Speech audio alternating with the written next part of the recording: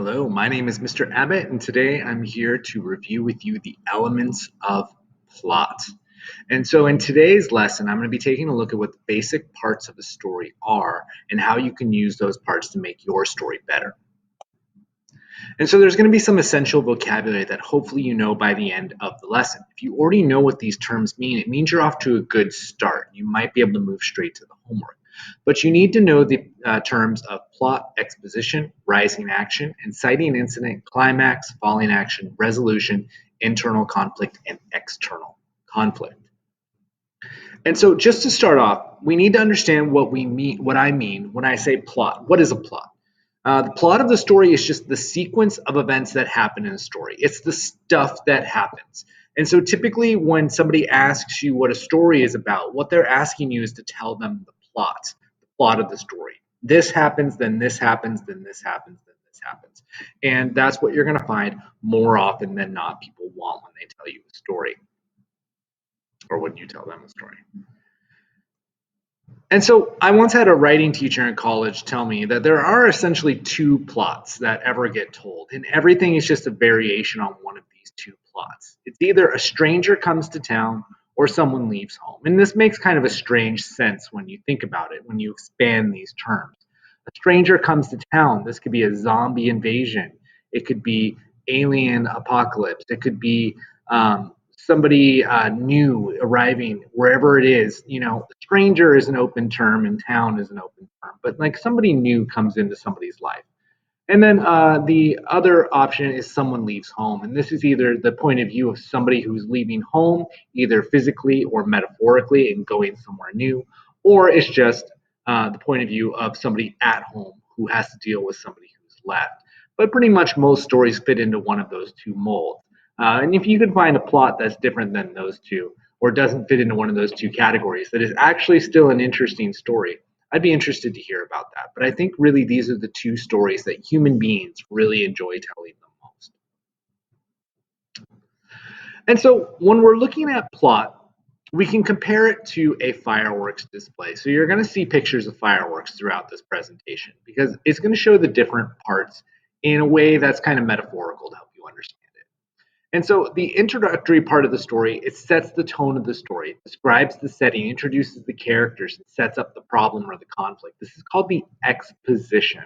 And this is like going somewhere and seeing that they have their fireworks set up. You're like, oh, okay, I think I know what's going to happen here. Eventually, they're going to light the fuse and these fireworks are going to blow up, right? And so the exposition just gets your reader ready to interact with your story. It gets them on the same page, being like, okay, these are the characters. Here's what's probably going to happen. Here's the world that they live in.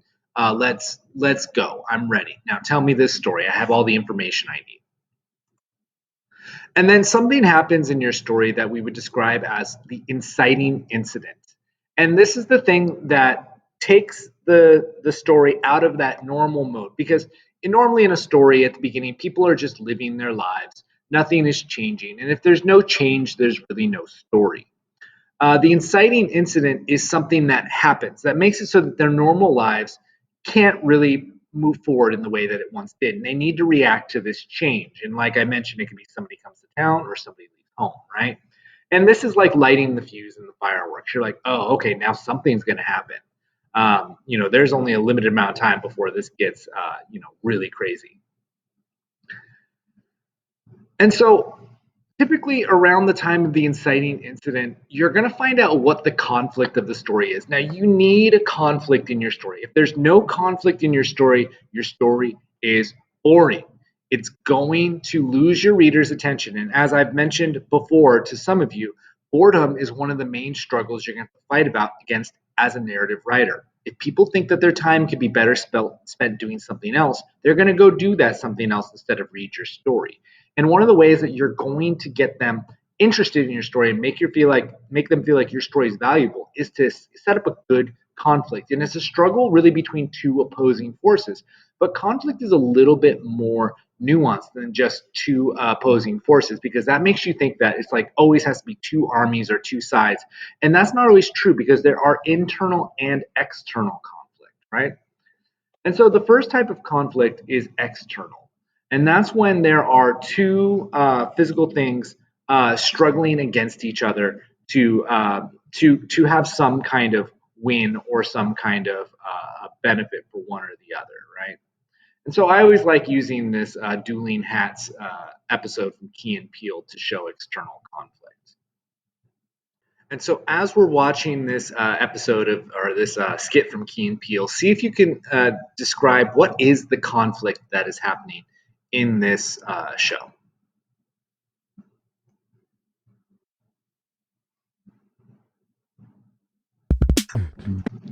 All right. And so, hopefully, you noticed while watching this that the two men were competing to see who has quote unquote the freshest hat. And while I don't know if keeping the stickers on your hat is still a thing nowadays, when they made that video back in like 2012, everybody left their stickers on their hat. And these guys were competing to see who could have the freshest hat. Although in this skit, they were using something called absurdity, where absurdity is something where you take a concept and you bring it to like a ridiculous level that would never happen in order to point out just how ridiculous the original concept is. And so they're trying to point out that leaving stickers on hats is just unnecessary. And so really external conflict is anytime you see somebody struggling with something outside of their own head. Now, a little bit more difficult is the concept of what's called internal conflict. And internal conflict is a little bit harder to spot because the character is grappling with their own beliefs, values, needs, or desires, right? They know that something's wrong, but they still want to do it anyway. Or maybe they have two difficult choices to choose between, right? And so I have this clip from this movie, I believe it was called The Box. Although it might be the next one, but anyway, where the whole movie is set up on a premise of having to choose between two difficult things. So, are you trying to sell me something? Yes, in a way. I do have an offer to make. What are you offering? A financial opportunity. Let me explain.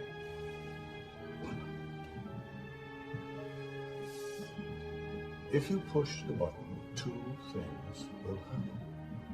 First, someone somewhere in the world whom you don't know will die. Second, you will receive a payment of $1 million. Are you for real? Oh, I assure you, Mrs. Lewis, this offer is quite real.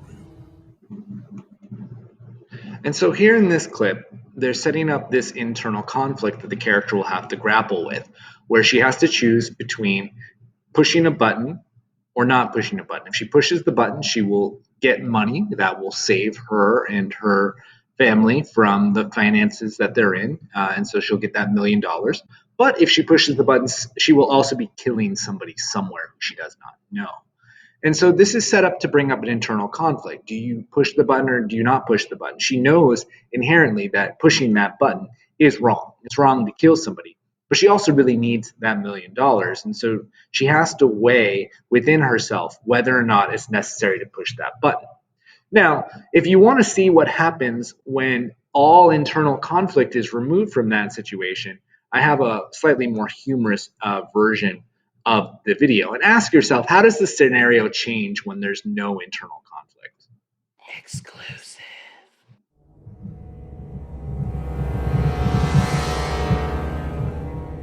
Mr. Matheson, I know that you are in financial trouble. This box may be the answer to your problem. If you push this button, two things will happen.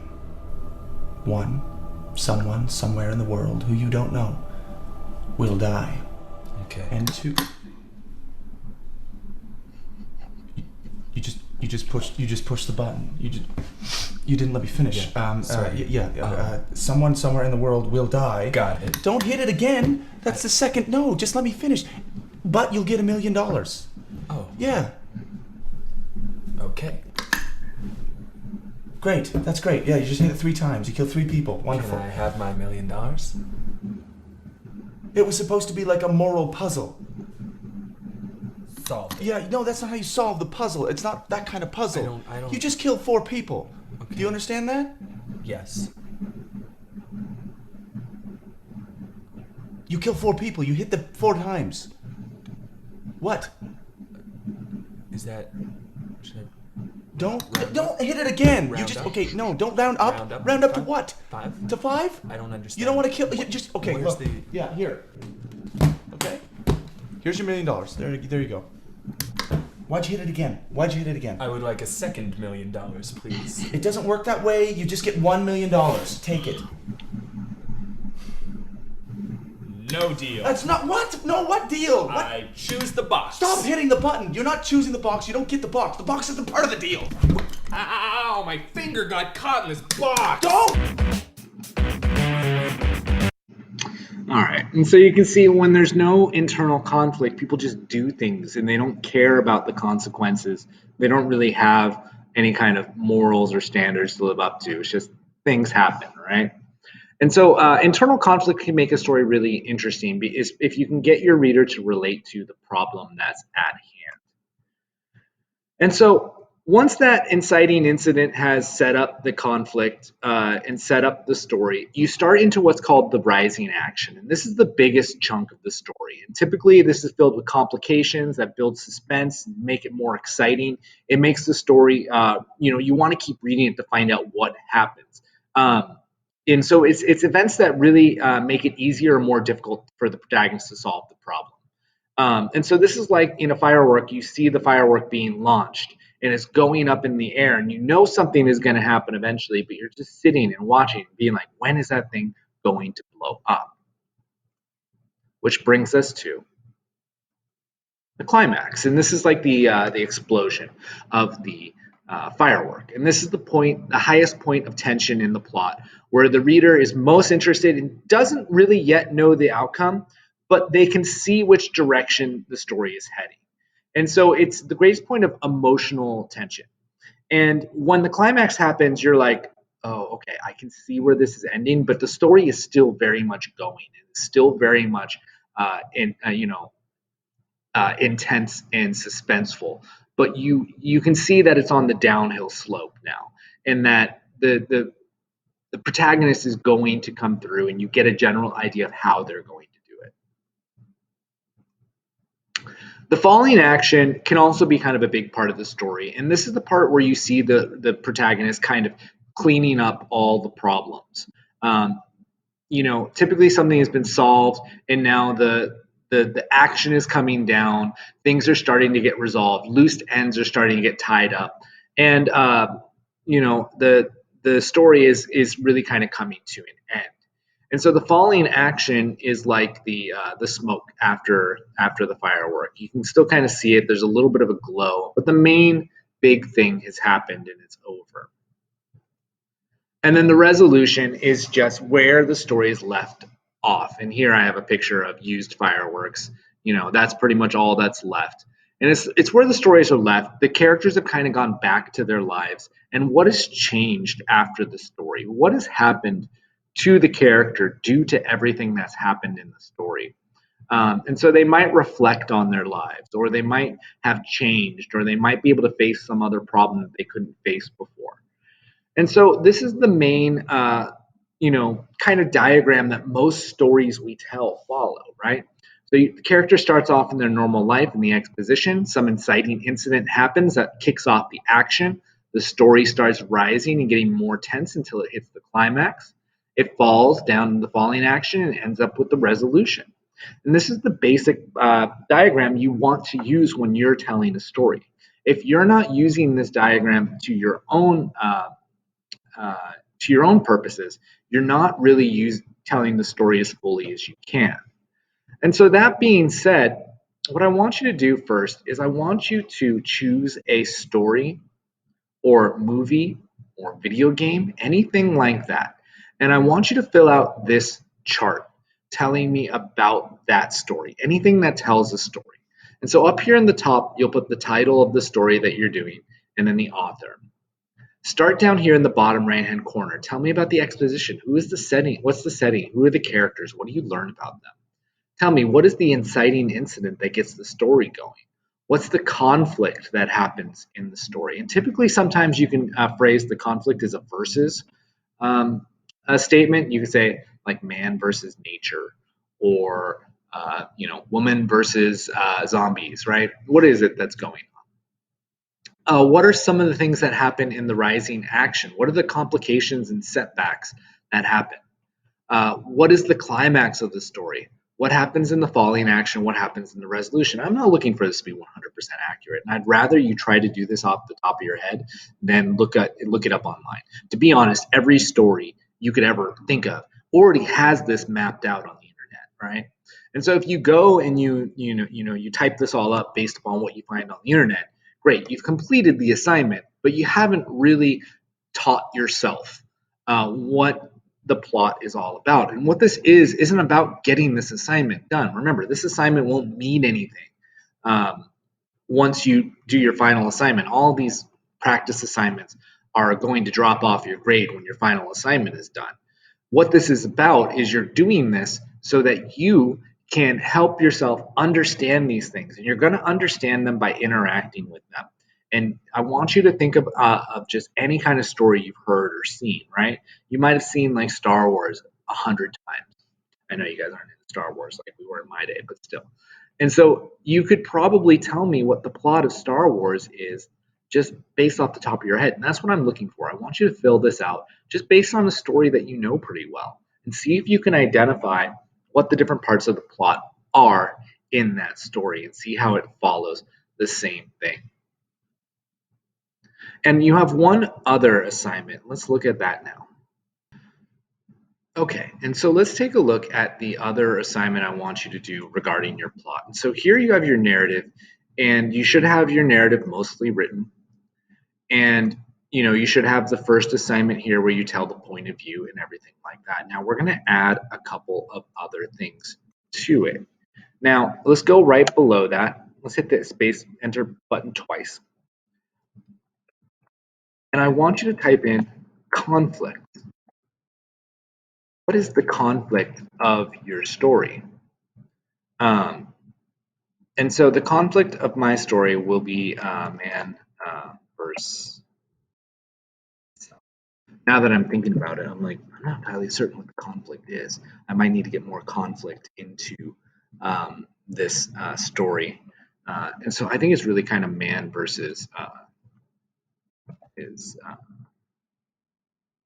kind of man versus himself. The main conflict. And then below that, I want you to type in inciting.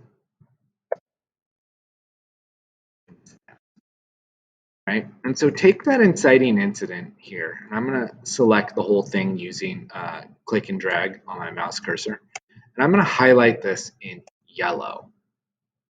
Now, what I want you to do is I want you to go into your story and find the point where the inciting incident is. And so this is kind of an in media res story. So the inciting incident comes really early in my story. I don't have much exposition here. And so my story is a little bit out of order. Okay. And so we've already identified the conflict in the inciting incident. Now, what I want you to do is I want you to go through and see if you can identify in your story what the different elements of the plot are. And so what I want you to do is I want you to separate it by paragraph. And I already have these parts in here. And so I'm going to actually go through and,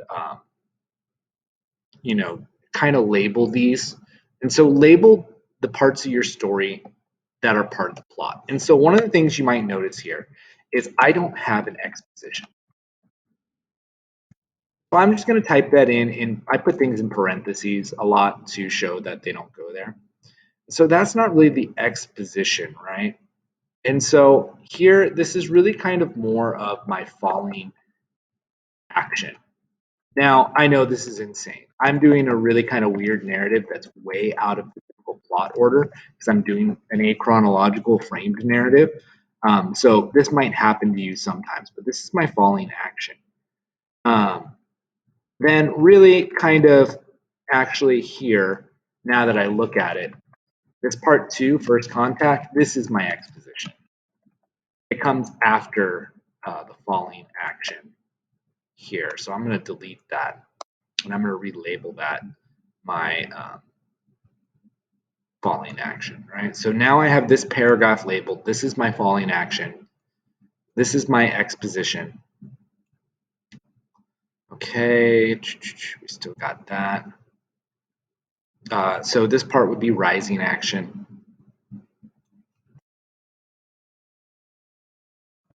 Now I don't have the whole story written, so it won't really have too much. And so I have these parts here where you can see I have them planned out, but I haven't written them. Well, I'm going to label them as the parts of my plot, and this might be the case for you as well. This is also rising action.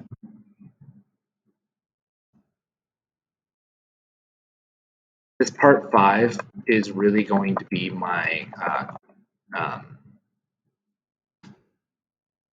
sorry, I'm blanking on the word of it. This happens sometimes. Climax. And part 6 is really going to be my resolution. Resolution is revelation. And so what I want you to do is I want you to go through and I want you to label your story that you wrote, this first one, and see if you can find these different parts of the plot. And if you don't have those parts of the plot, this is something that I want you to notice. Do you have a falling action? Or do you have an exposition and a rising action in a climax, and a falling action, and a resolution? And so you can see my story is a little bit out of order because I start with the falling action, right? I start with my inciting incident is making the character go back and look at their life as it had been previously, and so it's really going to be kind of man versus himself looking at things. But here are the main things I want you to think about. You have conflict in here, and is it labeled? What is the conflict of your story? What is the inciting incident? Where is it located in your story? Highlight it. Then label the different parts of your plot if you have them. If you don't have them, then just label them, but show that there's nothing underneath it. And this is what you really want to start looking at. When you wrote a story without any prompting on what to do, did you put these parts of the plot into your story effectively, or did you not? And this is one of the things you want to look at as a writer. Are you doing the things you need to do to tell a complete story, that other people will enjoy? And so please go through and take a look at your previous narrative, label the different parts of the plot, and get that all put together, okay? All right, if you have any questions on the assignment, once again, always feel free to ask and let me know. Otherwise, I look forward to reading your narratives when we do our workshops, and I will take a look at all of these things when we do the workshop, and it'll really help me workshop your paper if you have things like the conflict and the inciting incident, falling action all labeled. So that way I know I don't have to tell you that you're missing a falling action, because you showed me like, oh, I already know that I'm missing a falling action. I can focus on something different to talk about, or maybe help you come up with ways to do the falling action. Thank you for watching this video, and I look forward to seeing your assignment.